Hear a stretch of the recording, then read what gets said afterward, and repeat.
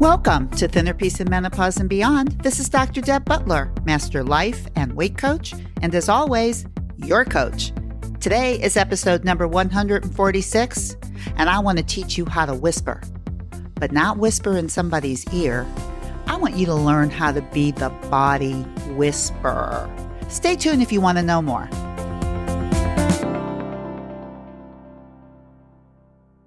Hi, everybody. How are you today? It's a beautiful day in paradise. I'm looking out in my woods. The snow is down. It's just beautiful. And for those of you who were listening to my podcast last week, I did get out. I ended up in Tampa for the weekend. I got out of the snowstorm in St. Louis as it was coming in. My husband took me to the airport.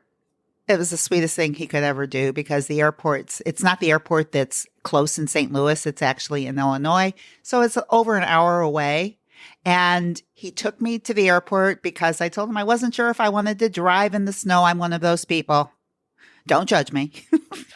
So he took me to the airport. I ended up on the airplane as the snow was hurling down. And I thought, am I going to get out of here? Sat in an airplane on the tarmac for an hour and a half as they de-iced the airplane. I don't know how many times. And then, lo and behold, we took off and I ended up in Tampa. I was with my best friend of 40 years. The sun was out.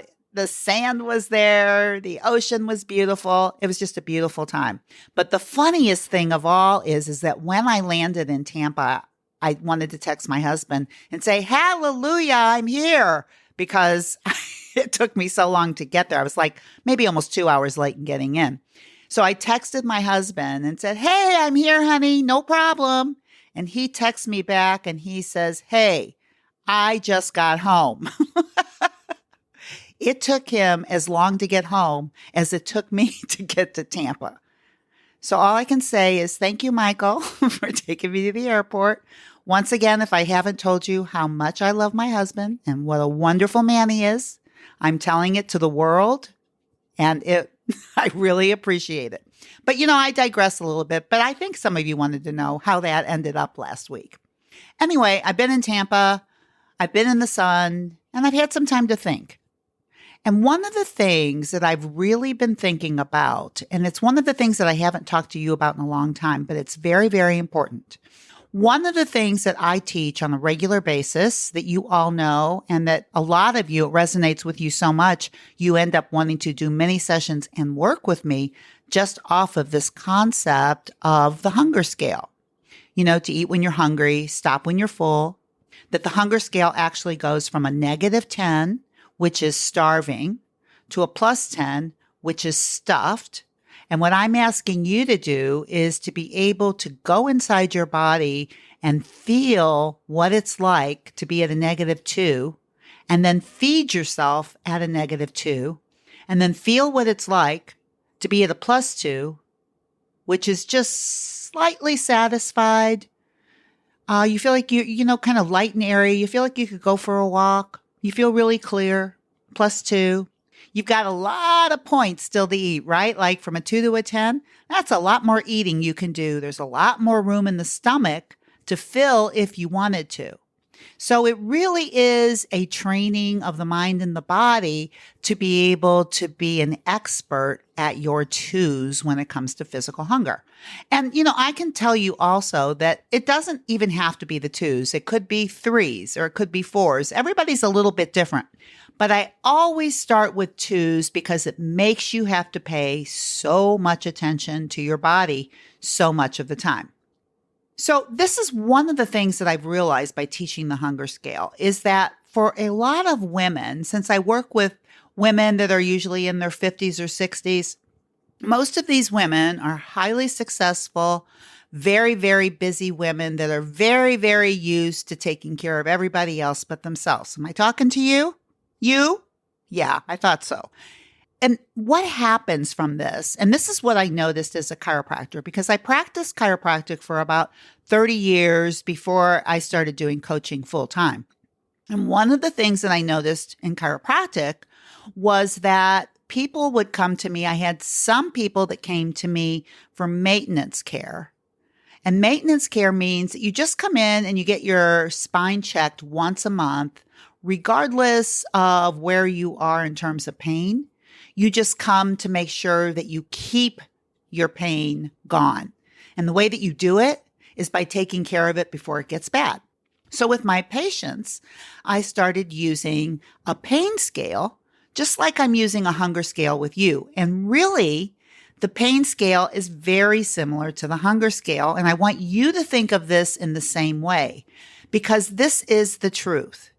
You have to be the owner of your body, and you have to know how it talks, and you have to be willing to listen, pay attention, and take action.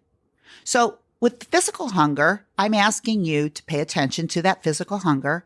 And I'm telling you, don't let it go so long that you're so hungry you can't make good decisions. I'm telling you, at a -2, that's time to start eating. And don't stuff yourself. If you stuff yourself and you go to a +5 or a +6, you're uncomfortable. You can't think good. You don't feel good.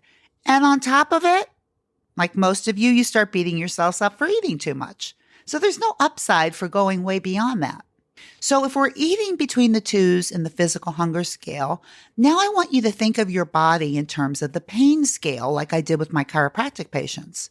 So if you have a pain scale that goes from a -10, which is you're in the emergency room, or a +10, where if you were any better, you'd fly in the sky. You feel so fantastic, right? No pain. And in between there are a lot of numbers. And the way that I taught my patients how to use maintenance care was basically to come see me between the 2s, like when they're at a -2, not when they're at a -10, right? -10 is the emergency room. Let's say they're not emergency room time, they're at a -8. They're just in so much pain. Now, most of the time when people came to me when they were in so much pain, -8, they had been putting up with it for a while and sort of pushing through it, ignoring it, hoping it would go away. But that's the body's way of talking to you. It starts with a whisper, and a whisper, think of a whisper as a -2. A -2 in hunger is a whisper of hunger. Think of pain as a -2 is a whisper of pain. Now you tell me, think about this for a minute.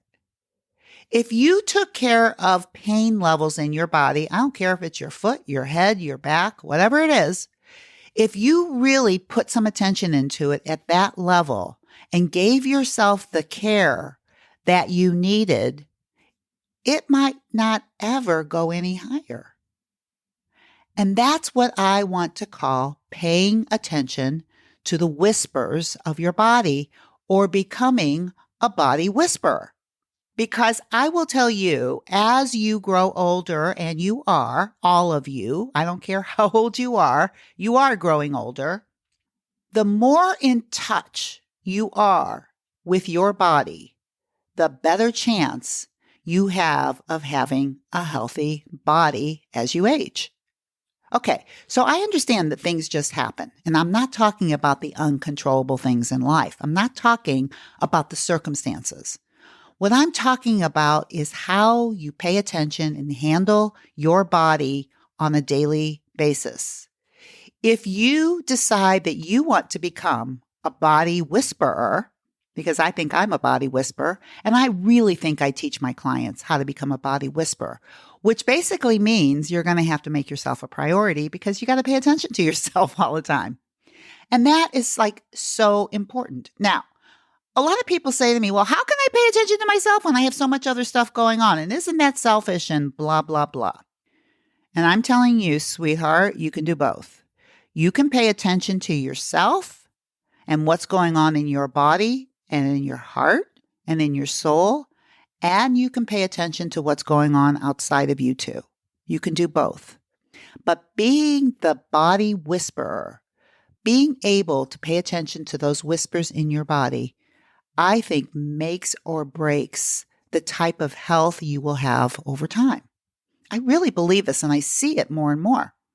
So pain levels, if you, like for instance, for myself, I herniated a disc about 25 years ago. Now, I know I have whispers in my body that tell me, -2, uh-oh, something's going on. Now, it's not really bad. I could pretty much do anything I want. But if I keep pushing it and keep doing more, which is kind of what happens with me, is I just keep wanting to do more. Oh, this didn't hurt. I'll do more. I'll just push my way through it. I have so many women that say, I just didn't have time. I had to get it done. I just had to get it done. I just had to finish it. I just had to make one more stop. That kind of stuff, when you do that, you are not a body whisperer of your own body. Because basically what you're telling your body is, shut up. I don't have time for you. And I will tell you what bodies do when they're being screamed and yelled at and not wanting to be paid attention to. They just do whatever they want. And pretty soon the body manages you.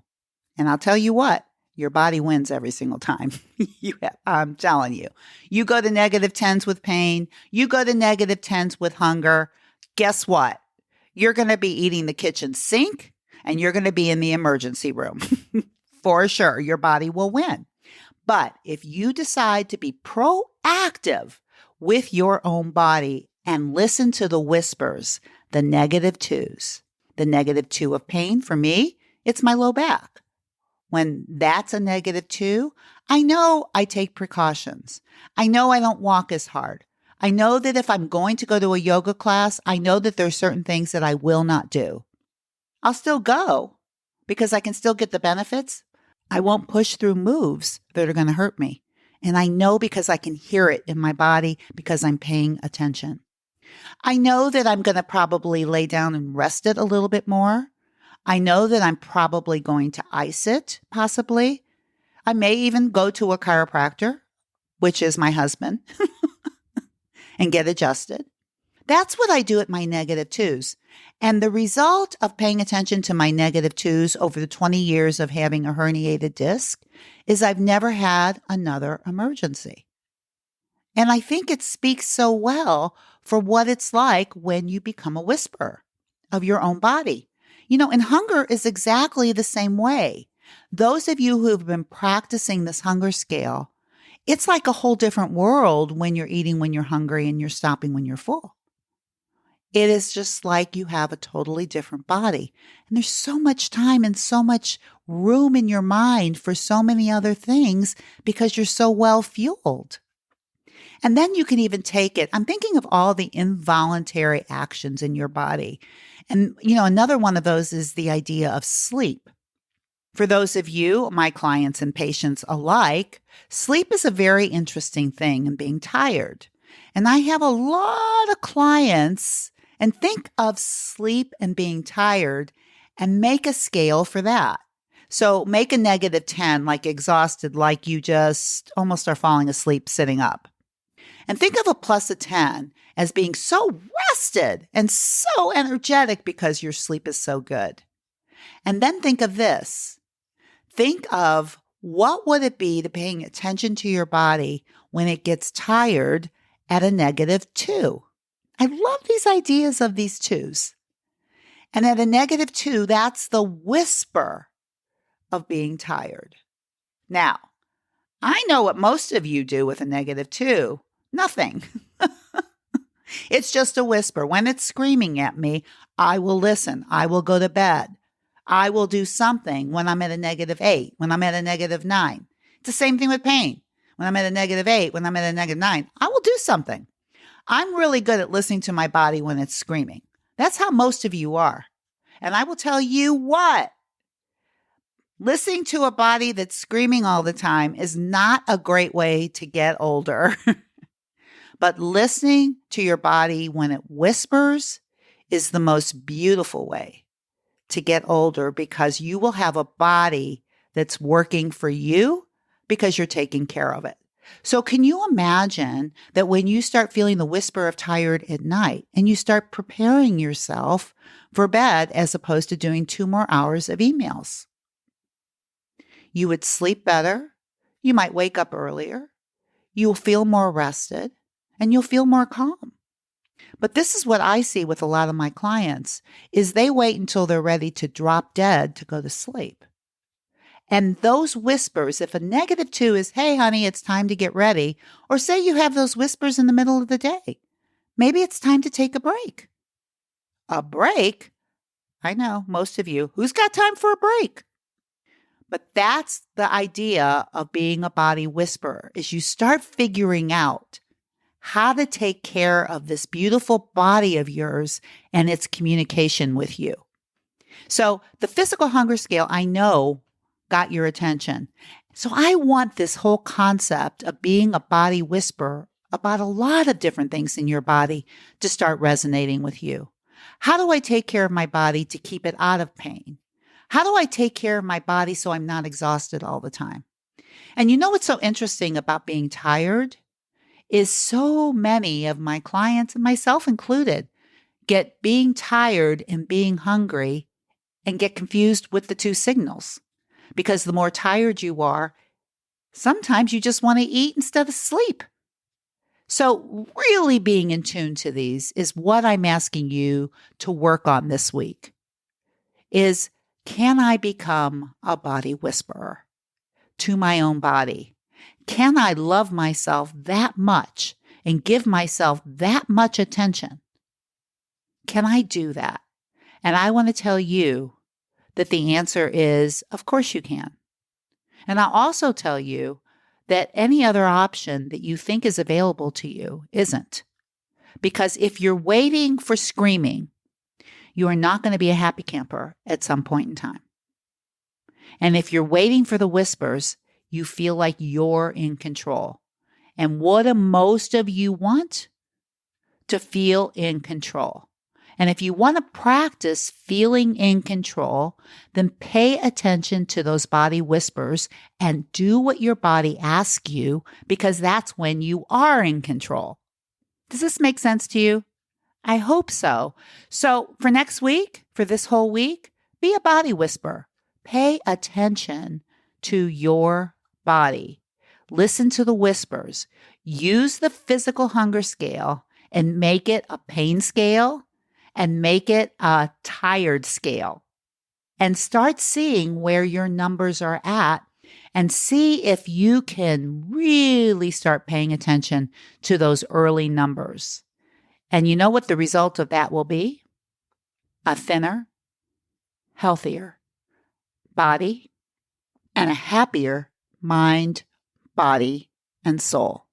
And you know what? This is what I call thinner peace. So take that in for this week. And of course, as always, you know, I want you to be very, very, very kind to yourself and become a body whisperer. See you next week. Bye-bye. To get a free copy of Dr. Deb's companion workbook with all the tools, homeworks, and discussions that she uses in her podcast with all her private clients, please go to drdebbutler.com/change. This will make it even easier to follow along with her in future broadcasts.